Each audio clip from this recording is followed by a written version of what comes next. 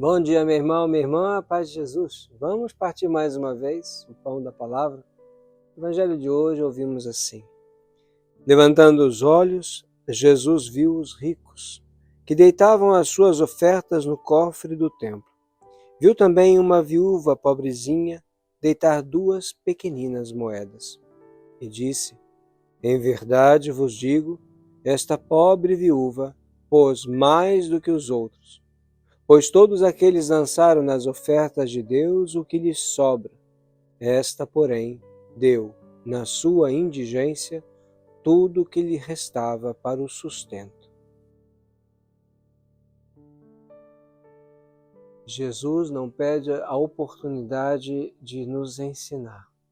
Jesus não pede a oportunidade para nos dizer: olha, preste atenção, escuta, reflete.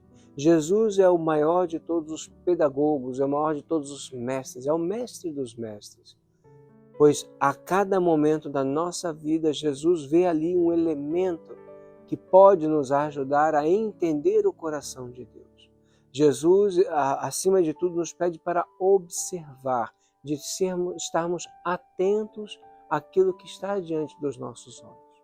Nossos olhos, dentro dos nossos 5 sentidos, é um dos mais deficientes, coitadinho, né? Por isso que a gente usa outros elementos para poder nos ajudar a enxergar melhor, porque facilmente a nossa visão decai, facilmente os nossos olhos são enganados, então a gente se diverte muito com as ilusões de óticas, o que parece perto está longe, o que parece torto na verdade está reto, o que parece maior na verdade é menor. Então nossos olhos não foram constituídos para serem assim precisos, eles têm uma outra função. Então para ver longe, a gente não consegue ver longe, para ver aquilo que é minúsculo, a gente precisa sempre usar lentes para uma coisa e para outra.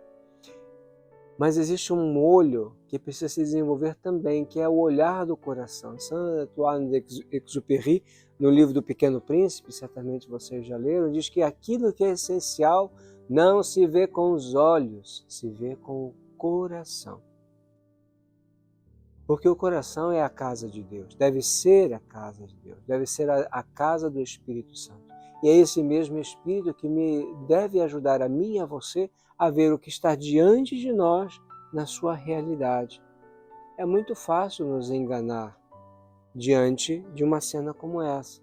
Então aquelas pessoas, os ricos, entravam dentro da igreja, né?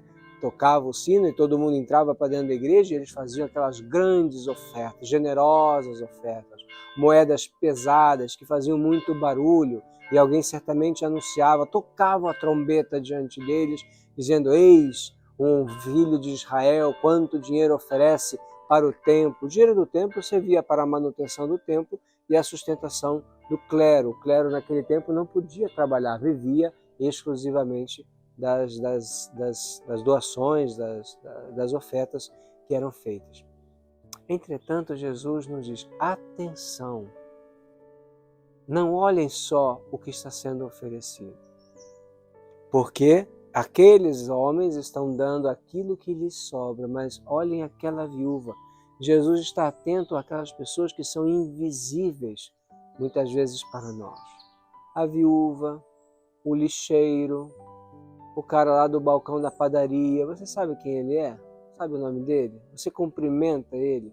A caixa do supermercado, sabe? O cara que está lá no balcão da farmácia, o rapaz que vem entregar a pizza na tua casa. São os invisíveis da nossa sociedade. É como se eles não existissem. Às vezes, infelizmente, até eu conheci domésticas, né? Gente que vem na casa, trabalha para uma família, é absolutamente invisível. Ninguém sabe como se chama, só o pai talvez paga o salário. Ninguém dirige a palavra. Ora, isso pode ser admissível para os homens e mulheres do mundo, mas não para nós cristãos. Nós precisamos ter esse olhar mais profundo, esse olhar de Jesus. Jesus vê aquela viúva, presta atenção nela. E Jesus, conhecendo o coração, sabe que naquelas 2 pequenas moedas que ela deu tudo aquilo que possuía. Ela se entrega completamente a Deus. Ela confia-se totalmente a Deus, porque para ela é mais importante colaborar com o Deus que lhe deu tudo, inclusive a vida, inclusive as coisas que ela pôde fazer, ela não se lamenta, ela não se revolta com Deus por causa da sua pobreza, da sua indigência de Jesus, mais do que por ser pobre, ela é uma indigente, ela vive da caridade dos outros, ela dá com alegria, e ela deu mais. Aquela mulher no reino dos céus vai ser recebida pelo Pai. Vinde, bendita, filha bendita, fizestes aquilo que eu pedi. Jesus nos pede então, meus irmãos, da primeira coisa nos comportarmos como esta viúva.